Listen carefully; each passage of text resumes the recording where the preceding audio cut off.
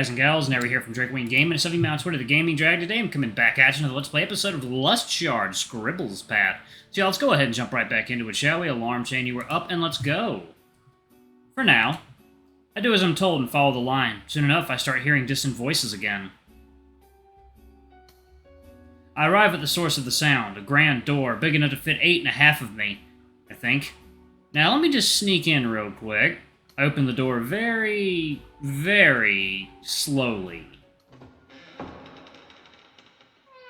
The door creaks loud enough for a particular character from the back of the room to hear. Someone I recognize. I really hope he stayed quiet about our incident. I don't need the whole academy to know I fell down a hole. I came by at the right time. The headmaster was just about to start the gathering with the important announcements. Even if I wasn't too noisy, a single presence coming in late still attracted some attention at least. A wolf and a tiger, particularly, are the ones I'm most worried about. Those intense glares. They look like they want to make me dinner. Their dinner. It's fine. I see a familiar black and white cat in the crowd, waving at me with both hands frantically. I'm glad there's someone I somewhat know, even if he's probably the weird guy at the academy. Although, looking around, most people have quite eccentric clothing as well. Some very revealing. Some just straight up bad, like call the fashion police kind of bad. And some of them are just wearing lingerie. Summer just ended, so it's still pretty hot outside, but that's just too distracting. Perverts like me have to suffer because of their fashion choices. Hey there, whole guy. Lucky you, they delayed the gathering for some reason. Hey, Crop Top, your trap did leave me a little ruggedy. You look fine to me, good thing you brought spares. Yeah, I sure did, that's what happened. I just changed. I already forgot it got cleaned up. Idiot. It's not every day a demon puts spells on me, okay? Ooh, we can talk more about clothes cleaning later. The headmaster's gonna announce the test. Among other things, but I only care about the test. So, the test is real? Should I be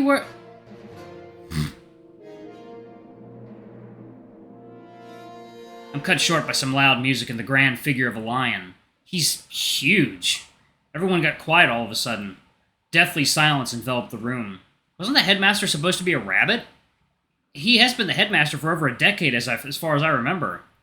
What's his name? Mr. Sable? Settle? Mr. Sebel Mandrate. He was supposed to be, but they thought a lion was a better representation of power, a symbol, if you may. So they made this guy headmaster instead. Kind of racist, if you ask me, but you creatures are simple like that. How do you know all that? When you're stuck in a crystal for so long, you're bound to find information one way or another. There might be more reasons for the decision. But mortal politics never interested me. No more questions. That can't be the only reason. The headmaster starts speaking. Good morning, distinguished guests, dear teachers and beloved students. My name is Argus Kiraman, and it is my pleasure to welcome you to a new year at our prestigious academy. This would be my first year as headmaster. Taking this common trait into consideration, I do hope me and all the fresh talent present here today will get along nicely.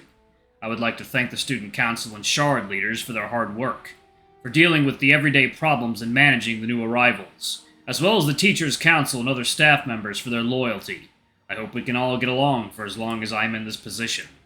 With all that being said, it is time for the general rules in the history of Laconia. Second, yeah, water time.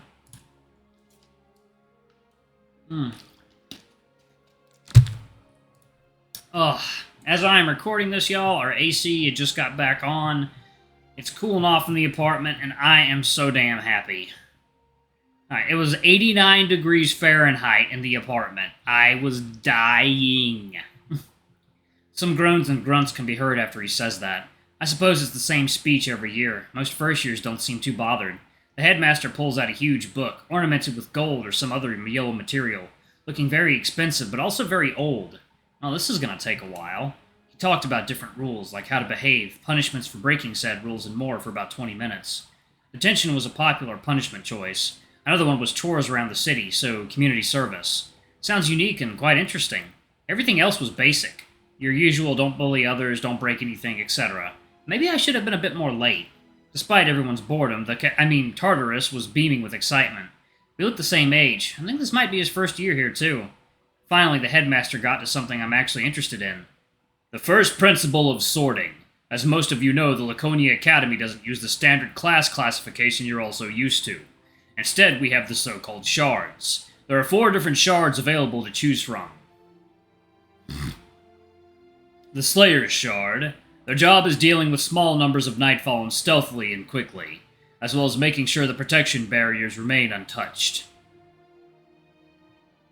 Sorcery Shard. Usually paired with a Defender or Slayer in missions. Their magic is versatile and useful for many situations, but few possess powerful magic abilities to become a sorcerer. Defender's Shard. Usually deployed in small areas where barriers were not yet implemented. They play the role of bodyguards for any long-distance journey from barrier to barrier. And last but not least, the Summoner's Shard. They use the power of defeated foes to make them fight for them using the gemstone they drop. The summons are used for missions, hard or dangerous manual labor, and most importantly, a summoner can learn to use a gem's energy to power modern machinery, including barriers. First years will have to make their choice between one of these shards depending on their capabilities. Choose carefully, as this will dictate the rest of your life at Laconia. Switching shards is not unheard of, but as far as I know, it is looked down upon by the students here. Details about your selected shard's activity will be on the brochures you'll get at the end of the gathering.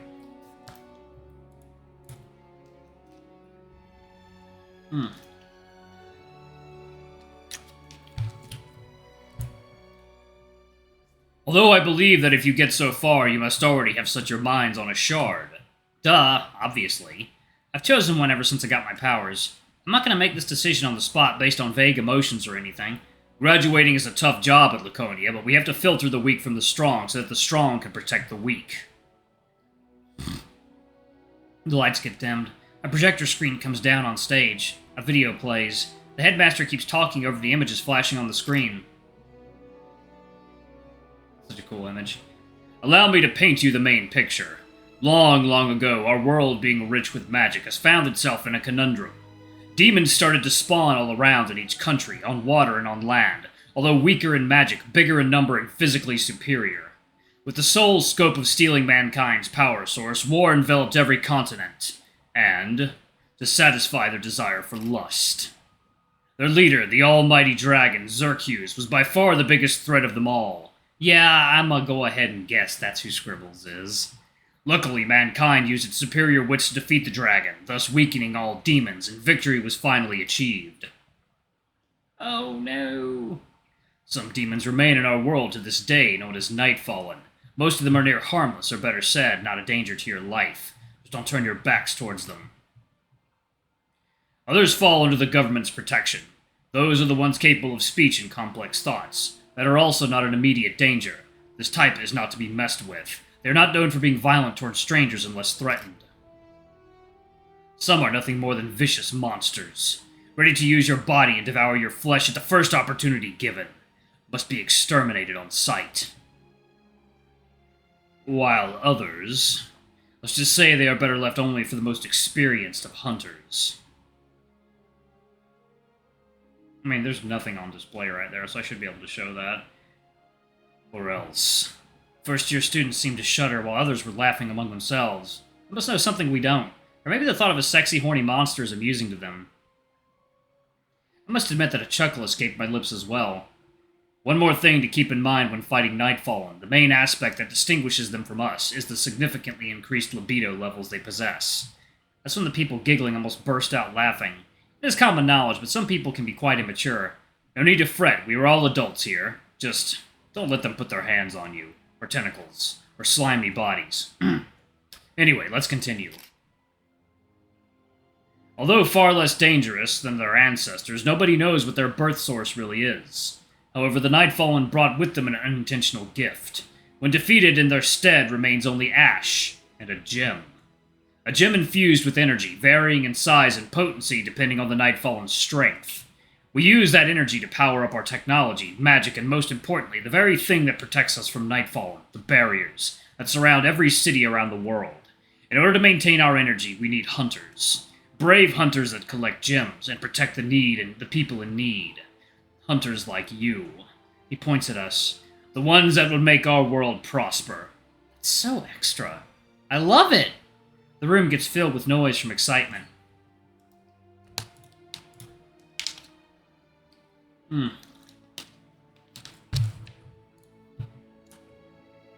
Well, I'm only sweating mildly now. That's an improvement.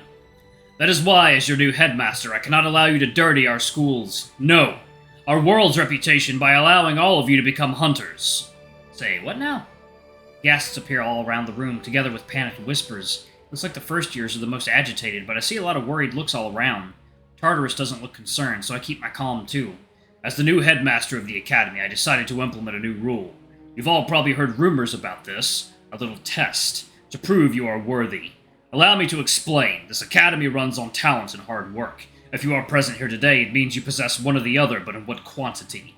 And do you keep working as hard to achieve your goal every year? Or do you lay back and relax after being accepted, keeping your nose up and thinking you're better than the others?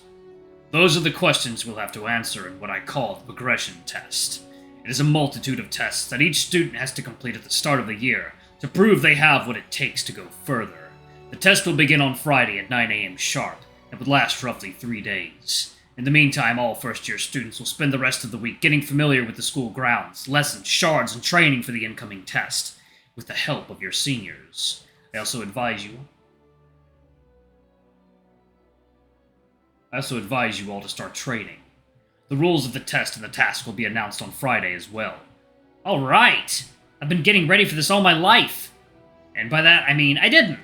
I had no idea where this was going to be. This was going to be a 3-day-long test. I thought we were just going to be given a sheet of paper with questions like how to easily defeat a Mimic Nightfallen.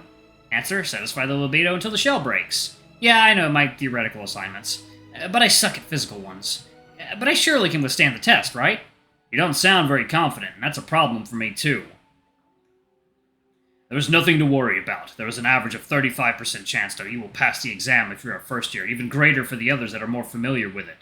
That is not very assuring. Our academy cannot protect you from danger 24/7 when leaving the school grounds. Upon signing the admission forms, you have agreed that your safety is your responsibility. The test will determine if you have the capability of protecting yourselves. If you fail, you must settle for a cushioned life in the city, letting the actual hunters do their work. And remember, contrary to what you might be accustomed to, graduating here should be a privilege, not an entitlement. Now, with all that out of the way, before this meeting ends, I'd like to congratulate the young prodigies we have scouted this year. Oh, right, I forgot about them. I wonder who the lucky ones are. He points into the crowd and a muscular bunny girl after presenting her name. Rose. The crowd took me by surprise with the overwhelming noise from the cheers and claps. As for me, I'm clapping in awe at the headmaster's ability to pinpoint a student that he probably only saw in pictures. The next one, a jet black panther, looking very stoic but friendly. Cole. Not a very unique name for a panther. Maybe it's a metaphor, Cole, after his dark heart. Heh. And the last one, a floppy-eared dog named Alvy, very eccentric, reminds me of a cat I met in a hole. But this one does not have any weird qualities I can point out.